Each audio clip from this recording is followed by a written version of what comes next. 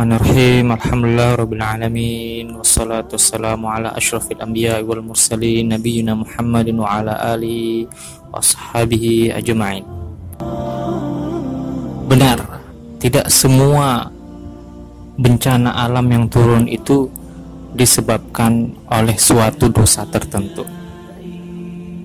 Tapi ketahuilah bahwasanya tidaklah setiap dosa yang dilakukan oleh anak Adam kecuali memiliki akibat. Dan salah satu akibatnya adalah Allah Subhanahu wa taala akan menurunkan azab sebagai hukuman atas orang-orang yang melakukan perbuatan maksiat dan dosa tersebut, sebagai teguran keras di tingkat akhirnya. Mungkin bagi orang yang tidak mengerti agama tidak akan memahami hal ini. Namun bagi kita yang sangat menjadikan agama sebagai pedoman hidup, yakin bahwasanya setiap dosa pasti ada azab, pasti ada hukumannya. Salah satunya apa? Seperti yang terjadi pada kaum Nabi Lut, yang mana kita semua tahu dosa apa yang mereka lakukan selama itu. Mereka melakukan satu dosa, satu perbuatan maksiat, sebuah penyimpangan seksual yang tidak pernah dilakukan oleh umat-umat terdahulu sebelum umat Nabi Lut, yaitu mereka menyukai sesama lelaki dan melakukan praktik hubungan seksual antar sesama lelaki, atau yang kita kenal dengan homoseksual. Maka Allah Subhanahu wa taala mengutus Nabi Lut untuk menegur mereka. Dan hasilnya bukanlah mereka semakin sadar, bukan mereka menyadari kesalahan mereka, kan, tapi mereka malah menentang Nabi Lut dan mengatakan Nabi Lut sebagai orang sok suci. Dan akhirnya Allah Subhanahu wa taala ketika teguran Nabi mereka tidak lagi mereka hiraukan, Allah turunkan azab bagi mereka, dan azab tersebut tidak pernah Allah turunkan sebelumnya seperti yang demikian, yaitu Allah Subhanahu wa taala gambarkan dalam firman-Nya, faja'alna 'aliyaha safilaha wa amtarna 'alaihim hijaratan min sijjil. Maka kami jadikan bahagian atas kota itu terbalik ke bawah, dan kami hujani mereka dengan batu dari tanah yang keras. Surat Al-Hijr ayat 74. Lihat bagaimana betul-betul dosa tersebut, maksiat tersebut memiliki azab. Maka sekarang kita introspeksi. Ketika negeri ini bertubi-tubi Allah turunkan bencana alam, itu bukan alami dari faktor alam. Karena alam semua ini bahwasanya milik Allah Subhanahu wa taala, makhluk dari Allah Subhanahu wa taala. Alhamdulillahirabbil alamin. Segala puji bagi Allah, Rabb semesta alam. Maka Allah yang menggerakkan alam ini untuk menghukum para hamba-hambanya yang ingkar pada larangannya.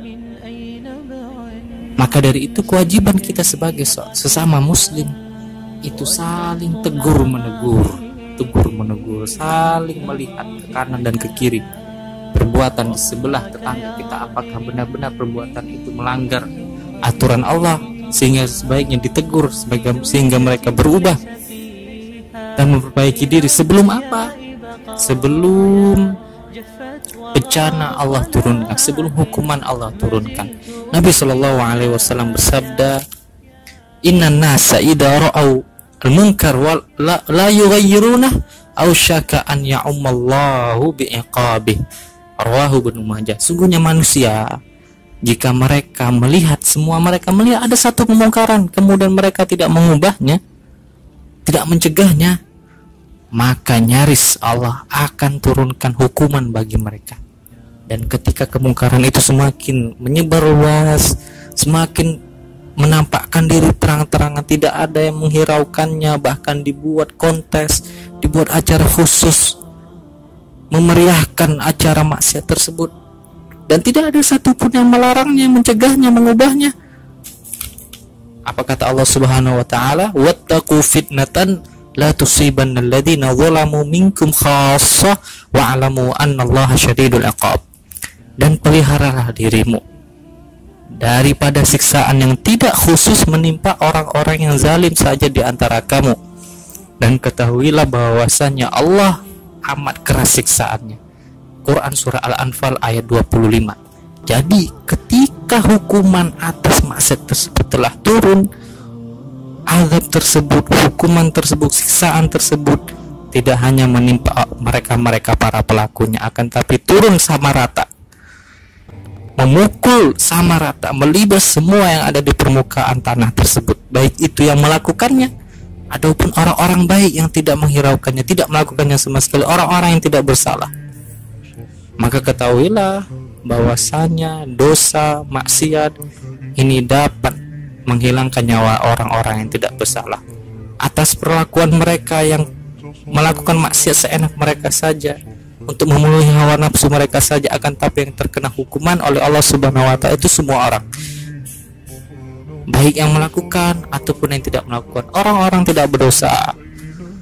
Maka ketika kaum muslimin saling mengingatkan dalam perkara amar ma'ruf nahi munkar ini, hendaklah diterima, hendaklah didukung, bukan malah dikecam. Karena tujuan dari amar ma'ruf nahi munkar ini adalah untuk menjaga keseimbangan sosial, untuk menjaga alam ini agar tidak marah Allah, agar Allah tidak hukum kita dengan bencana alam. Semoga ini menjadi pelajaran bagi kita semua, dan orang-orang yang mendengar segera bertaubat, taubatan nasuha, dan orang yang tidak melakukan kemaksiatan ketika melihat orang lain melakukan kemaksiatan agar saling mengingatkan.